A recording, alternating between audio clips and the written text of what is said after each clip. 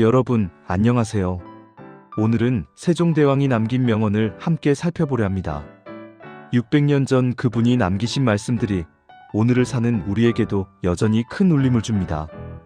그럼 지금부터 시작하겠습니다. 첫 번째 명언입니다. 백성이 나라의 근본이니 근본이 튼튼해야 나라가 편안하다. 이것은 단순한 정치 철학이 아니었습니다. 세종에게 이 말은 매일 아침 눈을 뜨는 이유였고 밤늦게까지 고민하는 원동력이었습니다. 1443년 겨울, 궁궐 한쪽 작은 방.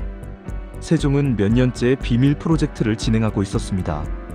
전하, 신하들이 또 상소를 올렸습니다. 문자를 새로 만드는 것은 중국을 배반하는 일이라고 합니다. 세종은 창밖을 바라봤습니다. 저 멀리 보이는 민가에서는 아마도 지금쯤 억울한 일을 당한 백성이 하소연도 제대로 못하고 있을 것입니다. 한자를 몰라서 글을 읽지 못해서 내가 이 백성들을 위해 왕이 된 것이 아니고 무엇이겠는가? 신하들을 위해? 중국을 위해? 아니다. 백성이 근본이다. 그날 밤 세종은 다시 붓을 들었습니다. 반대하는 목소리가 커질수록 그의 결심은 더 단단해졌습니다. 세종의 이 말씀은 단순히 왕의 이야기가 아닙니다. 가정을 이끌어 오신 분들, 직장에서 후배들을 이끌어 오신 분들, 자녀를 키우고 손주를 돌보시는 분들, 우리 모두는 누군가에게 중요한 존재입니다. 그리고 그 누군가를 위해 무엇이 진짜 중요한지 생각해야 합니다. 부모로서는 자녀의 진정한 행복이, 조부모로서는 손주의 건강한 성장이, 이웃으로서는 서로를 돌보는 마음이 근본입니다. 세종대왕이 백성을 생각하셨듯 우리도 주변 사람들을 먼저 생각하는 마음, 그것이 오늘날에도 여전히 필요한 지혜가 아닐까 합니다. 두 번째 명언입니다. 재물이 많다고 해서 나라가 부강해지는 것이 아니다. 진정으로 나라를 부강하게 하는 것은 인재를 얻는 것이다. 1423년 조정이 발칵 뒤집혔습니다. 전하, 천민 출신을 관직에 앉히시겠다는 것입니까? 선비들의 자리를 노비에게 주시겠다는 말씀이십니까? 신하들의 반대는 거셌습니다. 하지만 세종은 흔들리지 않았습니다. 며칠 전 세종은 우연히 한 보고서를 받았습니다. 물시계를 수리한 관노비가 있다는 내용이었습니다. 그것도 기존의 것보다 더 정확하게 만들었다고 했습니다. 세종은 직접 그를 불렀습니다. 허름한 옷을 입은 사내는 떨리는 목소리로 자신의 아이디어를 설명했습니다. 세종은 그의 눈을 봤습니다. 그 눈에서 빛나는 것은 두려움이 아니라 열정이었습니다. 그대의 이름은 장영실이라 하옵니다, 전하. 좋다. 오늘부터 그대는 내 기술자다. 그날 조선 역사상 가장 위대한 과학자가 탄생했습니다. 신분이 아니라 능력을 본 세종의 해안이 만든 기적이었습니다. 오늘날에도 우리는 사람을 겉모습으로 판단하기 쉽습니다. 학벌, 직업, 집안. 하지만 세종대왕은 우리에게 가르쳐 주십니다. 진짜 중요한 것은 그 사람의 마음과 능력이라고. 손주가 하고 싶어 하는 일이 있다면 주변에서 다들 반대해도 그 아이의 재능을 먼저 봐주는 것.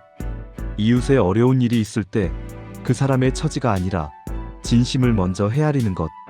나이가 들수록 우리는 더 많은 것을 보게 됩니다.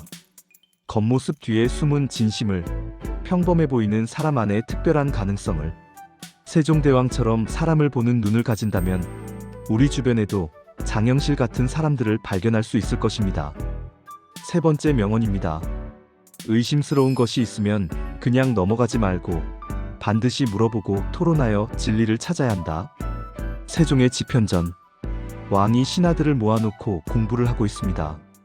소원왕후가 승하하셨을 때 입는 상복은 무엇이 옳은가? 세종이 물었습니다. 신하들은 각자 의견을 냈습니다. 의견이 엇갈렸습니다. 그렇다면 명나라의 예법서를 다시 확인해보자. 고려의 기록도 찾아보고 송나라 학자들의 견해도 살펴보자. 밤새도록 토론이 이어졌습니다. 왕이 신하에게 물었고 신하가 왕에게 반론했고 다시 왕이 다른 학자의 의견을 제시했습니다. 어떤 신하가 조심스럽게 말했습니다. 전하, 그냥 전하께서 결정하시면 되지 않겠습니까? 세종이 고개를 저었습니다. 아니다. 왕이라고 해서 모든 것을 다 아는 것이 아니다. 내가 틀렸을 수도 있고 그대들이 옳을 수도 있다. 함께 진리를 찾아가는 것, 그것이 진정한 학문 아니겠는가? 나이가 들수록, 경험이 쌓일수록 우리는 질문하는 것을 멈추게 됩니다. 이제 다 안다는 생각에, 이 나이에 모른다고 하면 창피하다는 생각에. 하지만 세종을 보십시오. 왕의 자리에서도 끊임없이 질문했습니다. 신하들에게 배우는 것을 부끄러워하지 않았습니다. 평생을 살아오시면서 많은 것을 배우셨지만 세상은 계속 변합니다. 새로운 기술도 생기고 손주들이 하는 말도 어렵습니다. 그럴 때 몰라라고 솔직히 말하고 물어보는 것. 그것이 부끄러운 일이 아니라 오히려 지혜로운 일입니다. 세종대왕처럼 겸손하게 질문하고 배우는 자세. 그것이야말로 우리가 본받아야 할 모습이 아닐까 합니다. 네 번째 명언입니다. 백성을 교화할 때는 그들의 마음이 스스로 움직이도록 해야 한다. 억지로 강요하면 겉으로만 따를 뿐이다. 1446년 훈민정음이 반포되었습니다. 하지만 세종은 알고 있었습니다. 만들기는 했지만 백성들이 쓰지 않으면 무용지물이라는 것을. 그래서 세종은 명령하지 않았습니다. 대신 이렇게 했습니다. 먼저 용비어 첨가를 한글로 풀어 썼습니다. 왕실의 이야기를 백성들이 읽을 수 있게 했습니다. 재미있는 이야기를 한글로 번역했습니다. 백성들이 자연스럽게 접하도록 했습니다. 불교 경전도 한글로 옮겼습니다. 어머니께서 돌아가셨을 때 내가 불경을 읽어드리고 싶었으나 한자를 몰라 읽지 못했다. 다른 백성들도 그런 마음 가졌을 것이다. 명령이 아니라 필요, 강요가 아니라 마음. 그것이 세종의 방식이었습니다. 자녀나 손주를 키우면서 우리는 종종 이렇게 말합니다. 이렇게 해야 해, 저렇게 하면 안 돼. 하지만 강요하면 할수록 마음은 멀어집니다. 특히 요즘 젊은 세대들은 더 그렇습니다. 세종대왕은 가르쳐 주십니다. 사람의 마음은 억지로 움직이지 않는다고. 스스로 깨닫고 선택할 수 있게 해야 한다고. 손주에게 공부해 라고 하는 대신 이걸 배우면 네가 좋아하는 걸 더 잘할 수 있단다라고 말하는 것. 자녀에게 이렇게 살아야 해라고 하는 대신 이런 방법도 있더라. 내 생각은 어때? 라고 묻는 것. 조금 돌아가는 것 같아도 결국 마음을 움직이는 것이 가장 빠른 길입니다. 다섯 번째 명언입니다. 큰 일이든 작은 일이든 소홀히 하지 말고 작은 것에서부터 정성을 다해야 큰 일도 이룰 수 있다. 어느 날 세종은 한 지방관의 보고서를 받았습니다. 올해 가뭄으로 농사를 망쳤습니다. 세종은 생각했습니다. 비가 얼마나 왔는지 정확히 알 수 있다면 농사를 미리 준비할 수 있지 않을까? 신하들은 의아해했습니다. 전하, 그런 것까지 왕께서 직접 신경 쓰셔야 합니까? 하지만 세종은 장영실을 불렀습니다. 빗물의 양을 정확히 잴 수 있는 도구를 만들어 보라. 그렇게 세계 최초의 표준화된 우량계, 치구기가 탄생했습니다. 사소해 보이는 것에 대한 관심, 작은 백성의 작은 어려움에 대한 배려. 그것이 결국 세계 과학사에 남을 발명품을 만들어냈습니다. 우리는 나이가 들수록 큰 것만 중요하다고 생각하기 쉽습니다. 하지만 세종대왕은 가르쳐 주십니다. 작은 것이 모여 큰 것이 된다고. 아침에 이웃에게 건네는 인사 한마디, 손주와 나누는 짧은 대화, 화분에 물 주는 일상. 이런 작은 것들이 쌓여서 결국 따뜻한 가정을 만들고 건강한 관계를 만들고 의미 있는 하루를 만듭니다. 세종대왕처럼 작은 것을 소중히 여기는 마음.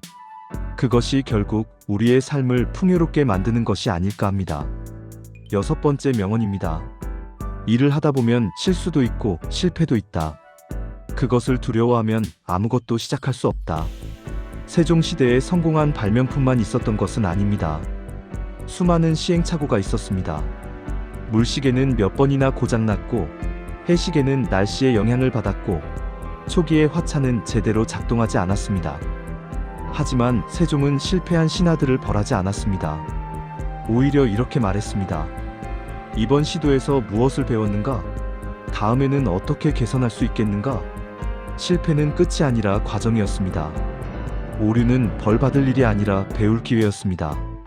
그래서 집현전 학자들은 두려움 없이 연구했고 장영실은 과감하게 새로운 시도를 했으며 조선은 동아시아 최고의 과학 강국이 될 수 있었습니다. 나이가 들면 우리는 실패를 더 두려워하게 됩니다. 이제 와서 새로운 걸 배워서 뭐해 나이 먹고 실패하면 창피해 이런 생각들이 우리를 주저하게 만듭니다. 하지만 세종대왕은 말씀하십니다. 실패를 두려워하면 아무것도 할 수 없다고. 새로운 취미를 시작하는 것, 스마트폰 사용법을 배우는 것, 손주들과 새로운 놀이를 해보는 것. 처음엔 서툴고 실수도 하겠지만 그것이 부끄러운 일이 아닙니다. 도전하는 것 자체가 아름다운 일입니다. 세종대왕도 한글을 만들 때 수없이 고치고 다듬었습니다. 실패를 거듭하면서 완성해 나갔습니다. 우리도 마찬가지입니다.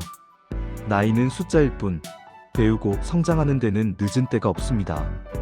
여러분, 우리는 지금까지 세종대왕의 6가지 명언을 함께 살펴봤습니다. 백성이 근본이라는 것, 사람의 진짜 가치를 보는 것, 겸손하게 질문하는 것, 마음을 움직이는 것, 작은 것을 소중히 하는 것, 그리고 실패를 두려워하지 않는 것. 이것은 600년 전 왕의 말씀이지만 오늘 우리의 삶에도 그대로 적용됩니다. 세종대왕은 왕이었지만 그보다 먼저 한 사람의 스승이었습니다. 백성들의 스승, 신하들의 스승, 그리고 오늘날 우리 모두의 스승입니다. 그분이 보여주신 것은 권력이 아니라 책임이었고, 명령이 아니라 헌신이었으며, 지배가 아니라 사랑이었습니다. 오늘 하루 세종대왕의 명언 하나를 마음에 새기고 사신다면 우리의 하루가 조금 더 의미 있어지지 않을까요? 손주에게 한 번 더 따뜻하게 말하고, 이웃에게 한 번 더 미소 짓고, 새로운 것을 배우는데 한 번 더 용기를 내보는 것. 작은 실천이지만 세종대왕이 우리에게 남겨주신 소중한 가르침을 이어가는 길입니다. 여기까지 시청해주셔서 감사합니다. 여러분의 하루하루가 세종대왕의 지혜로 더 풍요로워지기를 바랍니다. 좋아요와 구독은 이런 의미 있는 이야기를 더 많은 분들과 나누는데 큰 힘이 됩니다. 다음 영상에서 또 뵙겠습니다. 감사합니다.